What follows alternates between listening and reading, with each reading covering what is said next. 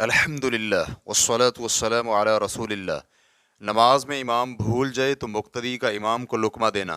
سوال کیا گیا ہے کہ اب فرضی نماز میں امام کے پیچھے کھڑا مقتدی قرات میں بھولنے کی صورت میں امام کو لقمہ دے سکتا ہے؟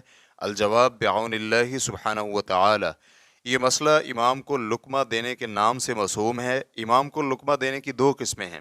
واجب لقمہ دینا، یہ وہ لقمہ یا غلطی بتلانا ہے جس کے تعمدن اور جان بوجھ کر کرنے سے نماز باطل ہو جاتی ہے۔ اگر وہ سورۃ الفاتحہ میں ایسی غلطی کرتا ہے جو معنی کو ہی تبدیل کر دے تو اسے اس غلطی کا صحیح لقمہ دینا واجب ہے، کیونکہ فاتحہ میں ایسی غلطی کرنا جو معنی کو ہی تبدیل کر دے نماز کو باطل کر دیتی ہے۔ اور اسی طرح اگر سورۃ الفاتحہ کی کوئی آیت پڑھنے میں رہ جائے تو بھی اس کا بتلانا واجب ہے، کیونکہ ایسا کرنے سے نماز باطل ہو جاتی ہے۔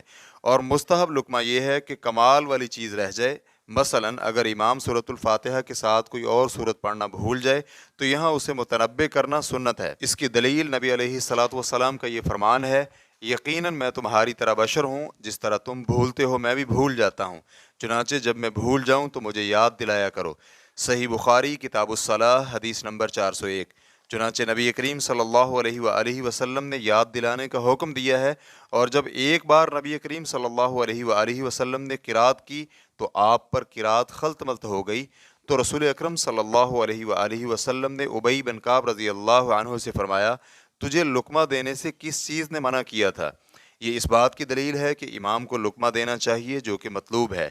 ریفرنس کے لیے دیکھیے الشرح الممتع لابن عثیمین جلد نمبر 3 صفحہ نمبر 346 تا 347۔ فتوی الشیخ محمد صالح المنجد واللہ تعالی اعلم۔ اسلام کیو اے ریکارڈنگز مؤسسۃ الشیخ محمد صالح المنجد، المملکۃ العربیۃ السعودیہ، فتویٰ نمبر 14278۔ والسلام علیکم ورحمۃ اللہ وبرکاتہ۔